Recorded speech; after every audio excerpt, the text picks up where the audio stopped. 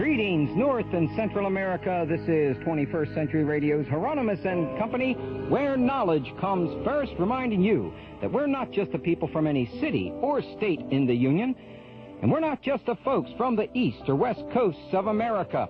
We're not only Americans, Occidentals, or Orientals. We are people from the planet Earth. We are Earth people. Last November 17th, 21st Century Radio scooped the media with a 3-hour J.R.R. Tolkien special in celebration of the 100th anniversary of his birth. Now, we promised that when the second two 100th anniversary special edition books by Houghton Mifflin appeared in the new year, we'd talk about them again. And joining us, our first hour, is Ian Ballantine, founder of Bantam and Ballantine Books, who has an intense interest in J.R.R. Tolkien's Hobbit and Lord of the Rings trilogy. We'll also hear from the founder of the American Hobbit Society. That's Renee Alper, who will drop by to update us on how you can become an American Hobbit and what privileges the honor brings. Second hour, in keeping with Black History Month, we'll be joined by Ed Schauder of the Negro League Baseball Players Association to review a set of Ron Lewis postcards honoring the stars of the Negro Leagues. You'll have an opportunity to win a set of these gorgeous cards if you paid attention to last week's show. Then Vince DiPietro, an image processor who serves on a contract at the NASA Goddard Space Flight Center, will discuss his exhibit at the Goddard Space Flight Center on the Mars Face in Cydonia. Then Bob Exler, former NASA mission specialist and analyst of the Gulf Breeze, Florida UFO photos, returns for an hour of UFOs today. He's just completed a research tour of a UFO flap in Scranton, Pennsylvania, where he interviewed airport tower personnel who witnessed the phenomena. We'll also have a discussion of the darker side of the UFO abduction experience. A library and scores of other items for our winners tonight. In fact, if you have a chance to win, you have a chance to win a beauty right now. Our sixth caller at 1-800-487-8255, that's 1-800-ITS-TALK, will be awarded a copy of the 100th anniversary edition of J.R.R. Tolkien's Father Christmas Letters, a copy of the Minas Tirith Evening Star, a journal of the American Tolkien Society, a Frodo Lives on 21st Century Radio button, and a Mind's Eye catalog featuring numerous Tolkien and Hobbit items. Sixth caller, all of these items are yours. Ian Ballantine and the message of J.R.R. Tolkien's Hobbit and Lord of the Rings when we return. Many ages ago, when this ancient planet was not quite so ancient, there was the time of Middle-earth, when man shared his days with elves, dwarves, wizards, goblins, dragons, and hobbits. In the lands of Middle-earth, in an area known as the Shire, there was a village named Hobbit. There, in a hole in the ground, lived a hobbit. Welcome back to 21st Century Radio's Hieronymus and Company, where knowledge comes first. Our executive producer and research assistant is Laura Kortner. Our engineer is Steve Dean, and you can join us at 1-800-487-8255. That's 1-800-ITS-TALK.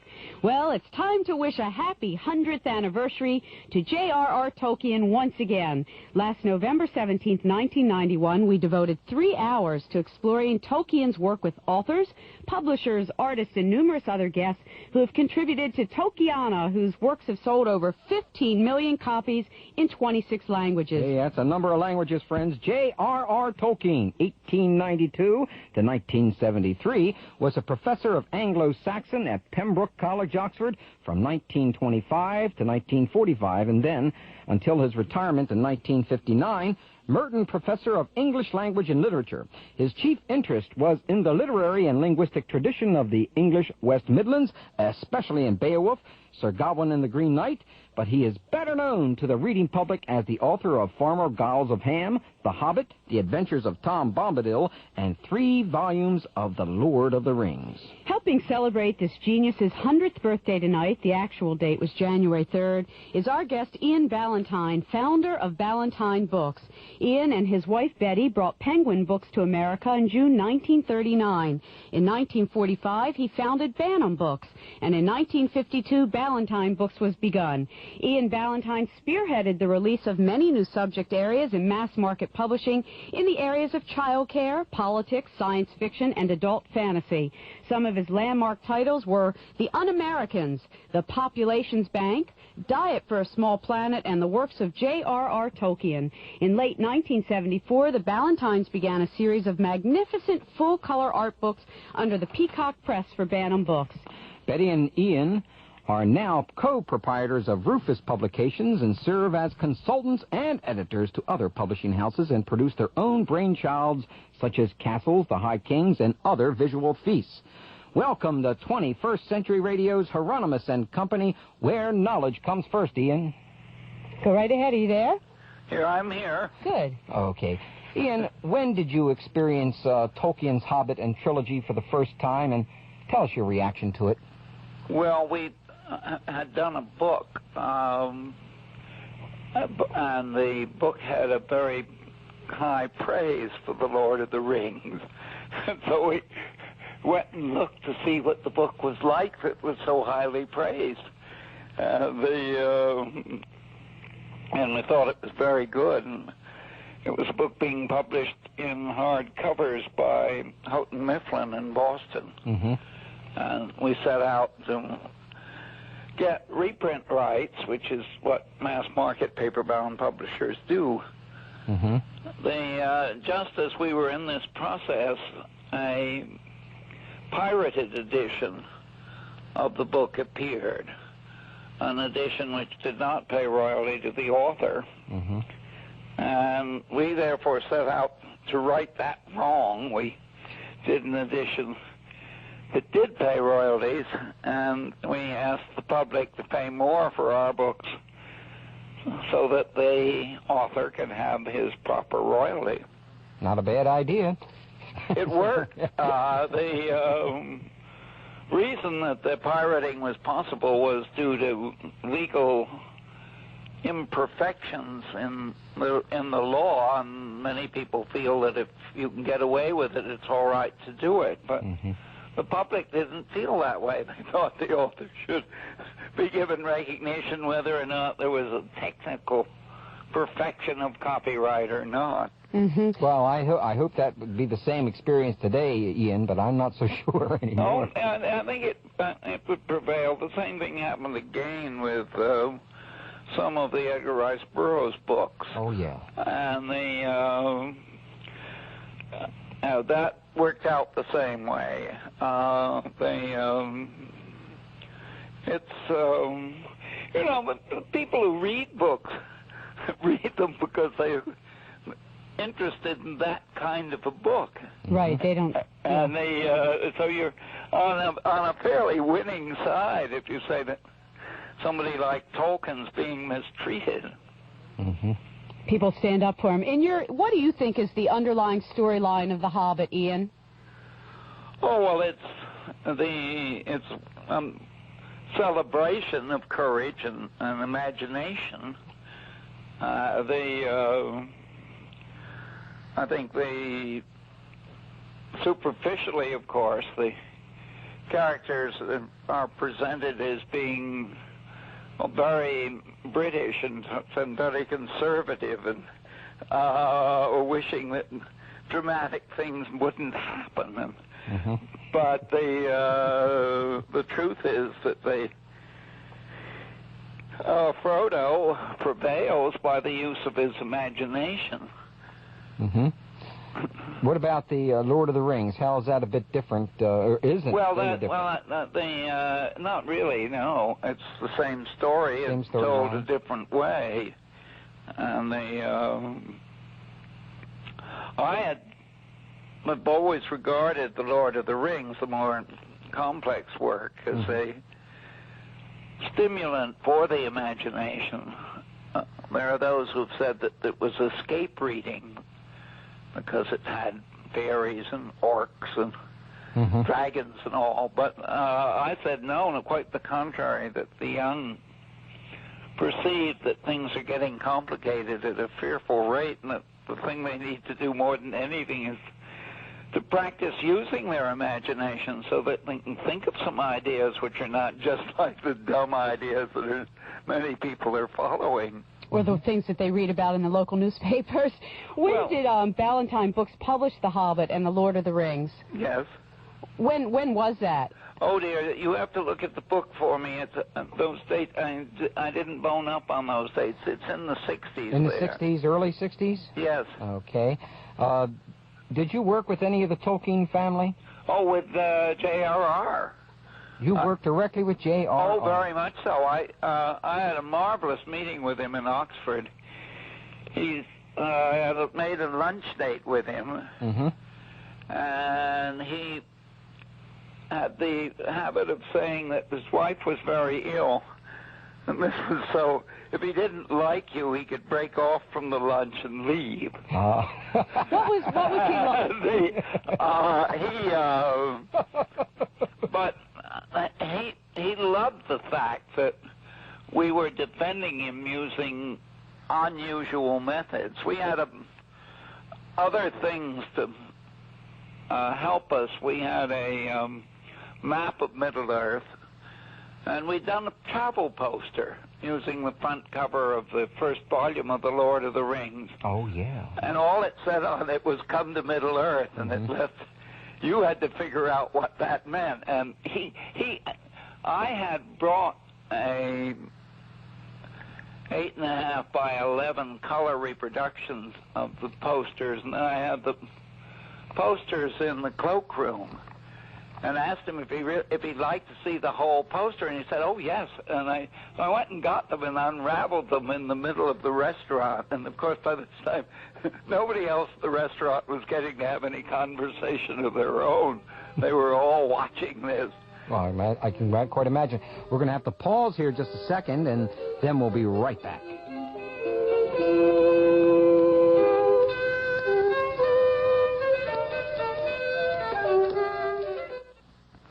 So Ian and J.R.R. Tolkien were eating in a restaurant, talking about some posters when we last were with you, unrolled, lying on the table. I guess it was lunch. Was it lunch? It was lunch, yes. But if you don't mind my asking, what were you eating? I haven't the faintest memory. Don't remember? Yeah. I was totally intent on the author. Well, let me ask you a question about him. Was he the kind of person, oftentimes writers... Oh, no, he was just as nice as you'd think he would be. He was? Absolutely wonderful. He smoked a pipe, and he had a vest, and he did look somewhat like the Hobbit. And he was a fan of his own things. Later on, I visited him again. At that time, he'd become so popular, he had to keep private. Where it was he was living secret. I went down to Brighton, and I discovered that he had a shoebox, and in the shoebox were some paintings he'd done, and various artifacts that he'd created. He had, in Elvish, he had a document that had been unhappily scorched during the time that there was the siege of the fairies establishment, and he showed this to me, and I said, "Well, that looks as if it had some blood on it." And he said, "Yes." And I said, "Well, how did that happen?" He said, "Well, I pricked my finger." And then put it on there. Yes. It's fascinating how so he had his own ideas, of course, of what he was and what was important. He explained that he was very interested in geography, and that in place, and that someone now these days people would call this an environmentalist view of the matter, environmental historians is a name that now exists. But he had this consciousness of not only physically the effects of time, but also morally. Pardon us, we're going to have to break in here. This is Dr. Bob Hieronymus in 21st Century Radio. We're talking to Ian Ballantine about J.R.R. Tolkien, and we're going to get to the Houghton Mifflin books in just a minute. Ash Naz Debatulu. Ash Naz Gimbatul. One ring to rule them all. One ring to find them. One ring to bring them all. And in the darkness bind them. I wish it need not have happened in my time. So do I. The enemy still lacks one thing to give him strength of knowledge, to break all resistance and cover all the lands in darkness. He lacks the one ring. But maybe he doesn't know that it was found. He knows, Frodo. Gollum left his cave to follow the ring himself, and the Dark Lord caught him in Mordor. The Dark Lord knows what ring it was that Gollum found and how he lost it again. And he has heard of hobbits at last, and of the Shire. And he even has a name to think about. The name of Baggins. Welcome back to 21st Century Radio's Hieronymus and Company. It's time now to offer our listeners another prize if they can answer a question based on last week's interview. Here's the question. How much money was spent on age research for fiscal year 1992? Call us at 1-800-487-8255. That's 1-800-ITS-TALK. If you can tell us how much money was spent on age research in 1992, you're going to win the Tolkien Family Album by John and Priscilla Tolkien, Houghton Mifflin's 100th anniversary edition, valued at $24.95, plus a copy of the Rivendell Review from the American Hobbit Association, a Mind's Eye Hobbit catalog, and a Frodo Lives on 21st Century Radio button. The number is 1-800-487-8255. All 4 items to whoever can tell us first how much money was spent on age research for fiscal year 1992. We talked about it last week. That's right. Now, Ian, we talked last November about Houghton Mifflin's 100th anniversary editions of Lord of the Rings with the 50 full-color illustrations by Alan Lee and the Father Christmas letters. They're really impressive works, aren't they? I love them. I really love them. Well, Alan is an artist that I've been enthusiastic about for many, many years, and we published books of his. He did half of the book Fairies, and he did Castles, and I think he's a marvelous artist, and he was just right for the Lord of the Rings. Tolkien himself gave me some 6 paintings he'd made, and when he did so, he had me note that he didn't get at all close to the characters when he made paintings. He claimed this was because he wasn't that interested in the characters. I think it was that his artistic ability, that is, his drawing ability, was somewhat limited. Mm-hmm. But Alan gets the whole of it. He gets all of it. And there's a $60 beautifully printed Houghton Mifflin edition of Lord of the Rings that I can imagine people wanting to have as a kind of family heirloom. Mm-hmm. Boy, it's a beautiful edition, and we're going to give one of those away this hour sometime later on. 50 full-color illustrations by Alan Lee, and they are gorgeous, just as you said. Now, last month, we saw the second 2 of Houghton Mifflin's 100th anniversary releases, the Tolkien Family Album. And by the way, friends, no one has won that book yet. I'll ask that question one more time. How much money was spent on age research in 1992 fiscal year? Not enough. No. I think the problem, Ian, the problem, I think, is that they're barking down the wrong road or up the wrong tree or something along those lines. Oh. Yeah, they could be, as we talked about last week, and whoever can answer that question, it's in the billions, needless to say. All right, it's in the billions. Okay, now, last month, as we mentioned, the Tolkien Family Album was put out by John and Priscilla Tolkien, and the Atlas of Middle-earth by Karen Wynne Fonsted. I hope I pronounced Fonsted's name correctly. two unique and gorgeous productions that add to our total knowledge of Tolkien. Let's take a look very briefly before we have our, we're going to have on the air about 4 or 5 minutes, someone from the American Hobbit Association. You familiar with the American Hobbit Association? Yes. Ian? Oh, sure. Okay. We're going to have them on for about 5 or 6 minutes, and then we're going to get back to it. But let's touch on the Tolkien family album. You've seen it. You know how gorgeous it is. Tell us a little bit about it, as from your perspective. Oh, dear. What makes it so unique? Well, I don't know. It's only that the family is an extraordinary family. Mm-hmm. And I'm too close to it. I love these people. Mm-hmm. And they are, I was welcomed by Tolkien in such a complete way. He gave me the best compliment I'll ever get in my whole life. And what was that just before we take our break? What was that compliment? He said I was Frodo-like. Definitely a compliment. That was because I discovered a way to get his royalties that was, done by imagination. We're going to pause here just a second, Ian. We'll be right back.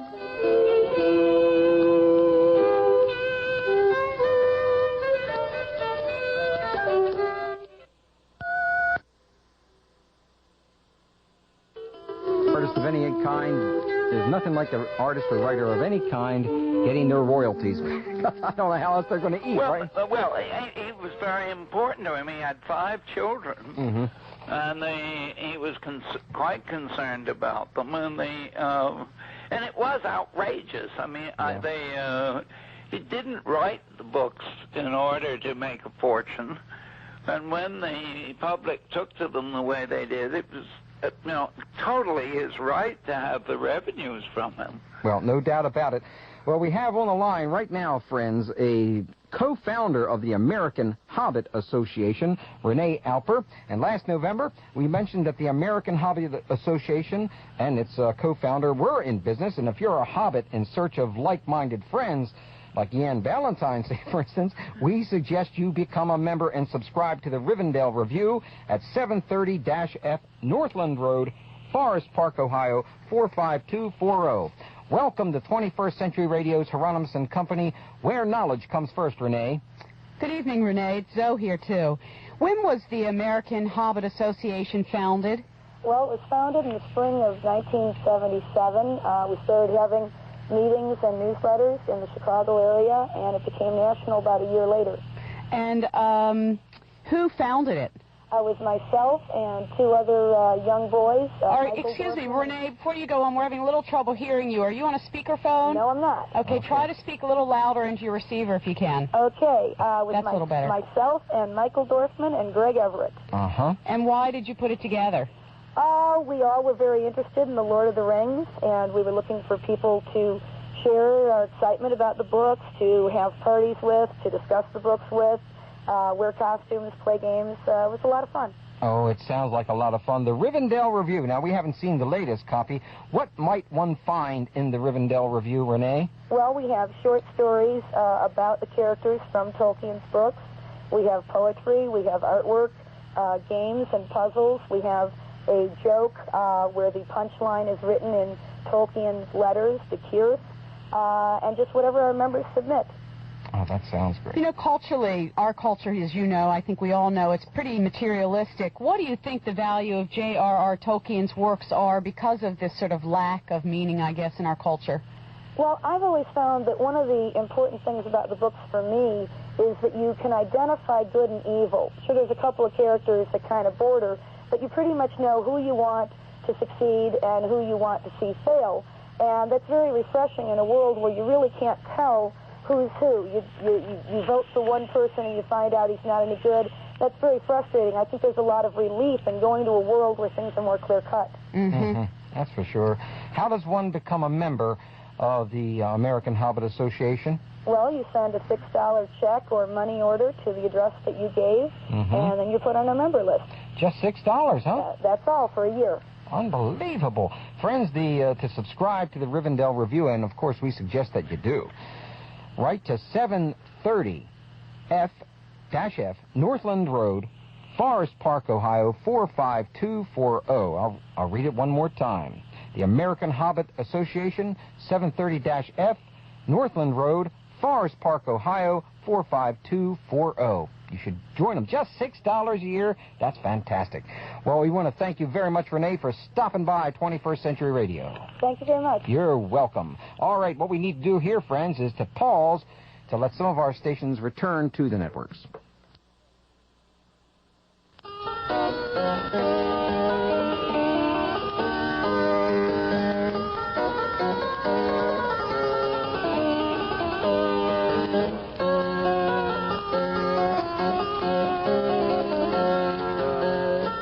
Welcome back to 21st Century Radio's Hieronymus and Company. We're talking with Ian Ballantine about J.R.R. Tolkien. And it's wonderful to know that there's someone out there making sure artists get paid. Right, Ian? Yes. You know, as the young lady was speaking, I was eager to say that the extraordinary thing about Tolkien, and I think this has been a great inspiration to a lot of people, has been that he gained the participation of his reader. He left things in such fashion that one could, with one's own imagination, add to the story or amplify the story. And the result of his popularity was that as publishers, we saw the most extraordinary array of things that had been inspired: stained glass, crocheting, songs, of course, poetry, of course, and a lot of art. And the thing which we were doing as publishers at that time was setting out to establish that fantasy was adult reading. It was thought to be juvenile reading by everyone. And Tolkien, because he brought the audience into the thing so completely, made our point for us and made it possible then for us to successfully publish other things. Mm-hmm. I can, if this idea about participation interests you, let me tell you about something Betty and I have been working on. Mm-hmm. It's called Dinotopia, and it's about a time when dinosaurs and people got together. Oh. And I'm in the book as the third assistant librarian. I report to a dinosaur. My daughter would love this. Well, here's the fun. The dinosaurs have been around much longer than we have, and of course in their library they've got all sorts of titles that are not in the Library of Congress. Right? How to make gold, and then now you can take that idea and have fun with it all by itself, just just as a single thing that's a game or a challenge. What do you think about all the literature that's being produced now, fantasy literature, particularly the violent nature of it? What do you think that's doing to our culture? Well, making us all healthy, huh? I know. And there is conflict. I had to live with the idea that as a paper-bound publisher, if there was action on a cover, I found that a book was likely to sell better, even a book of the quality of Tolkien. Mm-hmm. And I got worrying about this and not liking myself, and then I thought to myself, you know, the human being is a fantastic assembly of cells. Just getting that thing up in the morning is quite a violent act. And you can't take away from the fact that life is violence.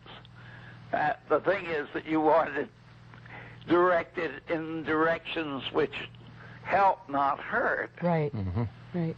All right. Which is what's so wonderful about the Tolkien work, because it looks at the archetype of good and evil and puts it clearly for people to distinguish within themselves. Yes, and gives you the idea that there is two sides. That even the good people have moments when they're attracted to the darker side. To the darker side and to the power of the ring, and lose themselves to the power of the ring, and it takes great resolution to destroy the ring. No doubt. All right, friends, what we need to do here is to pause to let a few of our sponsors get on the air to pay for this show and get ready to pull your $50 and $100 bills out so you can buy everything we're about ready to advertise. Be back in just a few minutes with the big library question of over 40 books on myths, science fiction, and J.R.R. Tolkien. Our only hope is in speed and secrecy. The company of the ring shall be 9. 9 walkers against the 9 riders of Mordor. With Sam and Frodo, Gandalf will go. For the other 3 peoples, Legolas shall be for the elves, and Gimli, son of Gloin, for the dwarves. For men shall go the valiant Boromir of Gondor, and Aragorn, son of Arathorn. And for the last 2 places, we will trust to friendship rather than to great wisdom. Peregrine Took and Meriadoc Brandybuck may also go.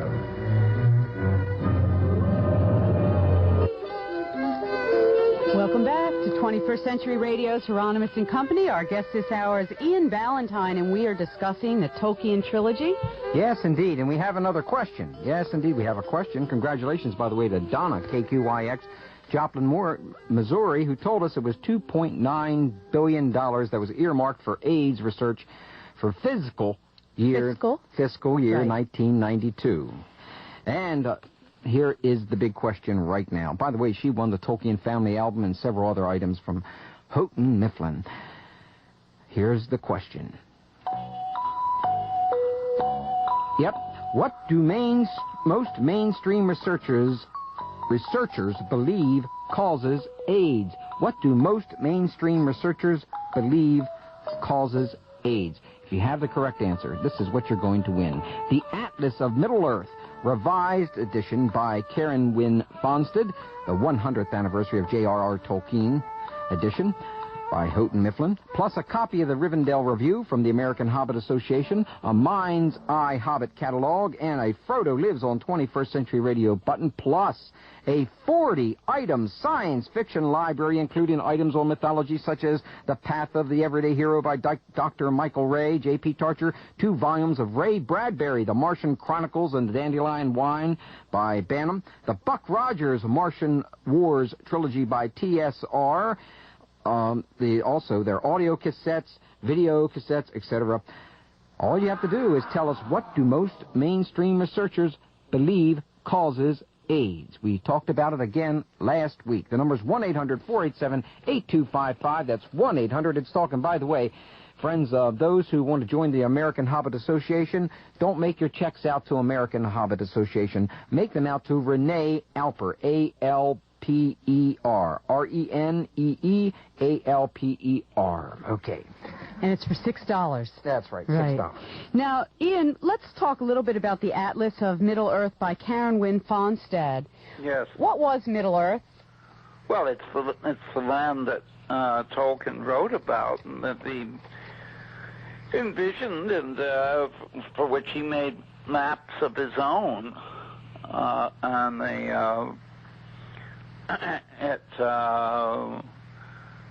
others came along and did additional mapping, and because there was more in the stories than had been in the original, more ground to establish than was in the original maps. Well, I was amazed at the details that Karen Fonstad says. It was, by the way, the release of the I don't know if I'm going to pronounce this correctly. Silmarillion by Christopher Tolkien that sparked her work. What is the Silmarillion, and what part does it play in our understanding of Tolkien's Hobbit and Ring trilogy? Well, the Silmarillion was his major work, and it was a philosophic work that also had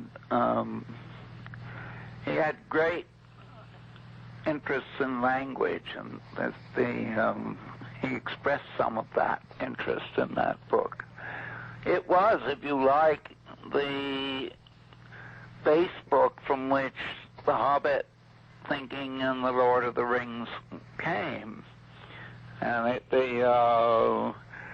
once one goes with Tolkien and stopped thinking about history as something which was an inevitable march upward of progress, resulting in our beings, which by that line of thought makes us into the best of the best.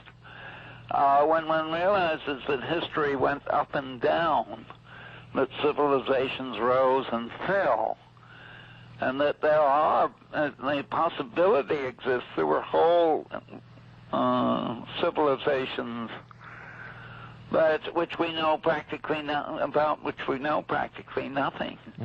My wife and I are working with the Turner people on a history of the North American Indians, and that's in the pre-Columbian period. There were extraordinary intellectual accomplishments. These were not savages on this continent. They were very skilled and able people, and but some of them, the mounds in the Middle West, they don't know what happened to those people. The serpent mounds, like in Ohio? Yes, they had but those were large, in relative size, those were large cities, and heavily populated, and so Tolkien, when I went and reread Tolkien when we were working on this Dinotopia book. Once you free your mind of the idea of a sequential thing, then you are able to think with a much larger canvas, and envision all kinds of things happening that might well have happened.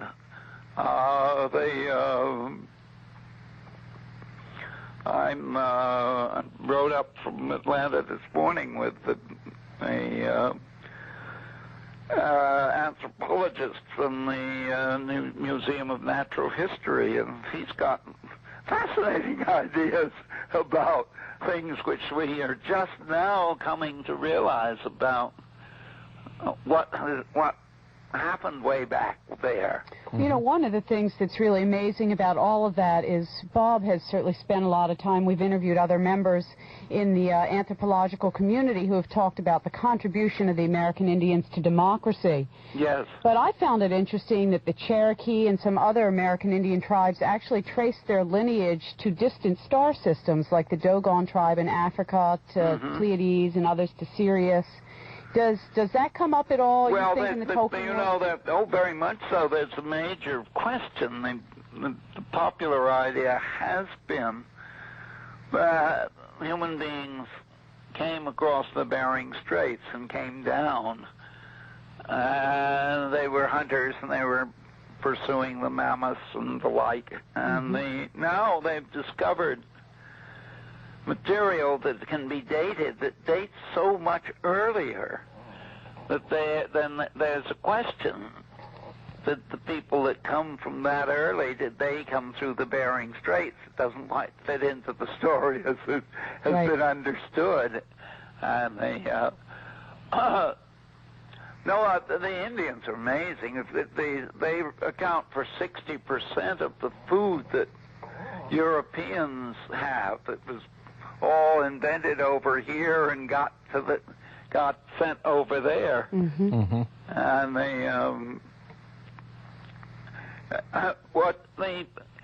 freeing one's mind to to take the idea that the dinosaurs, I claim, Betty doesn't applaud this too much, I claim they look down on people. Of course, that's a poor joke about their being taller. Right. But also, their emotional lives were much more stable than the humans. But they put up with humans because humans have got an opposed thumb, which is so useful. The dinosaurs have a tremendous problem, and that's the pooper problem. Fred Flintstone didn't address that one. No, he didn't. No. What we got from our Tolkien vitalities and it helped us a lot that with the authors that Tolkien was interested in us. what we got was to see the very best of the adult fantasy. Mm-hmm.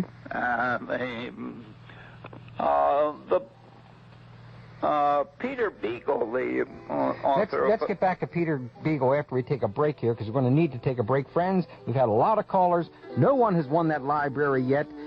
The question is, what do most mainstream researchers believe causes AIDS? Boy, you guys didn't take any notes last week, huh? 1-800-487-8255, 1-800-ITS-TALK. You will win a library of over 40 items. We'll be right back.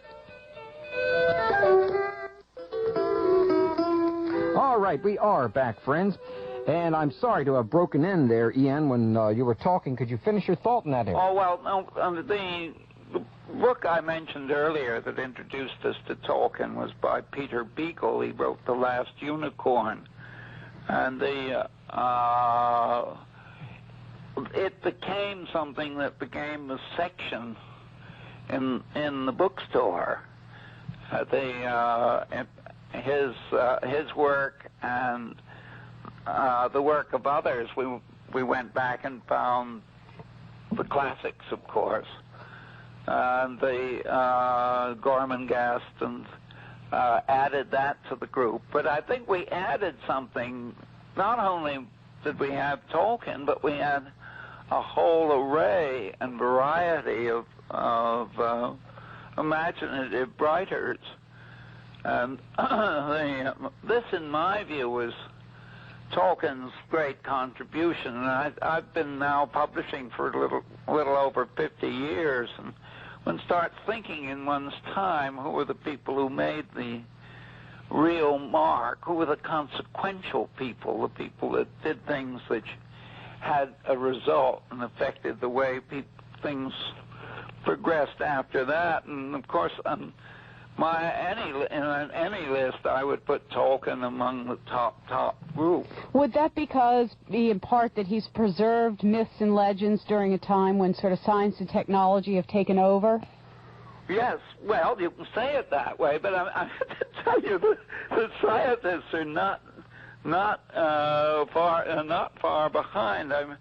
When we're working on this dinosaur book, I've got some paleontologists, and I was rather frightened of them. I thought they'd think this was too light-hearted an enterprise. Right. And I realized as I talked to them that there are people who take one single bone and blow it up into a great big creature. To a whole world history. They use history. Imagination in large quantities. Yeah, we've noticed that in scientific data. They imagine a lot of things that aren't there. That's true. That happens. That's sort of cynical, but nonetheless true. No, that's all right. That's all right. It's interpretive. How would you interpret the phrase, Frodo lives? Oops, we're going to run out of time before we get to that. Could you give us just a couple words on that? Well, it was the button we used so you could show you were in favor of Tolkien. A member of the Middle-earth League. But yes, in the original battle we had it. We sent it out with review copies of the book. Ian, we're going to pause for a moment, and then we'll get right back to you.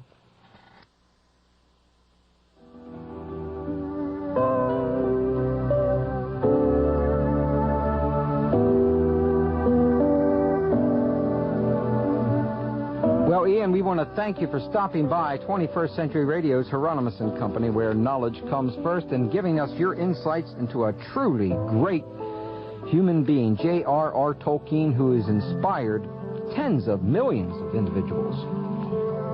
Are you there? I'm there, and I'm here. Sorry, thank you. I'm delighted to be able to sound off on a very favorite subject. Well, I hope sometime we can have you on again, and we look forward to seeing, how many part series is that you're working on with Turner concerning the... Oh, they're going to do 12 hours of television. 12 hours. We are setting out to do a book to go on the same shelf as the Civil War book.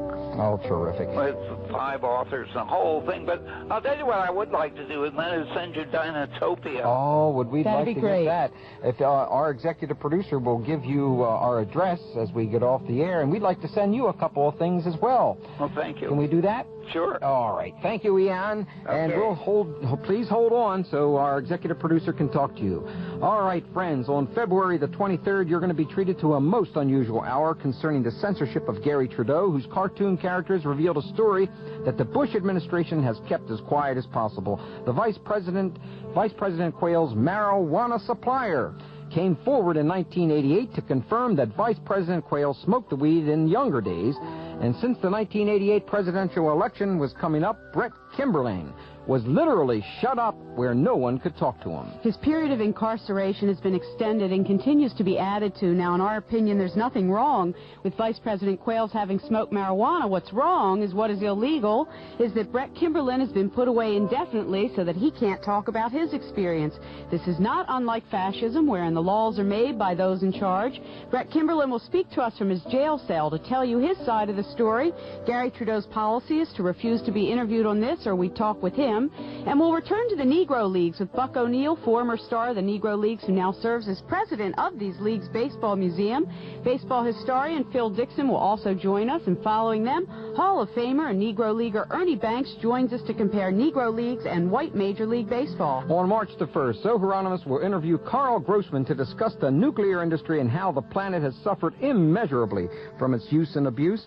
If you're suspicious of the bill of goods being sold you by NBC TV, in favor of nuclear power, of course, concerning the safety of nuclear power plants, then you're right. And why not? NBC TV is owned by General Electric, who, with Westinghouse, is one of the major sources of the nuclear industry. Also, on March 1st, you can become familiar with out-of-the-body travel. Is it possible to leave your physical body and move at will to any place you desire safely?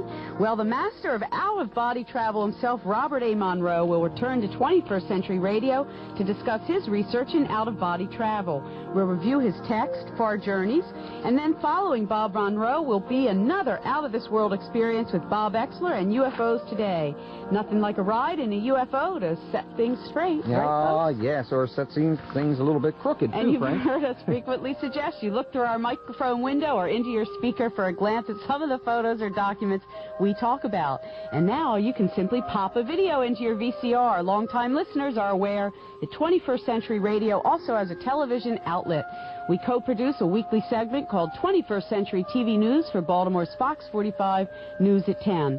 And since June 6th, we've completed over 30 segments lasting approximately 3 minutes each. For just $28, you can meet Ray Bradbury, learn the correlation between earthquakes and underground nuclear testing, learn about a treatment for AIDS and cancer, watch eyewitness video of sea serpents in the Chesapeake Bay, view UFO sightings over Gulf Breeze, Florida. Videos cost $28 each. And the address is 11 Music Fair Road, Owings Mills, Maryland 21117. And before we run out of time, friends, our sixth caller gets the big one, the $60 100th anniversary edition of J.R.R. Tolkien, Lord of the Rings trilogy. This is a hardback 1,200-page book with 50 colored illustrations. It's exquisite.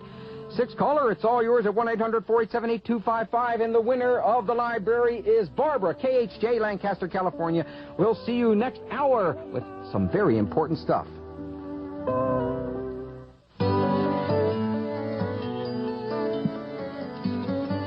Next week on 21st Century Radio, learning from near-death experiences, stars of the Negro Baseball Leagues and Conlin's 1992 series, and Ernie Banks will be with us. That's next Sunday, 7 to 10 p.m. Eastern Standard Time on 21st Century Radio's Hieronymus and Company, where knowledge comes first.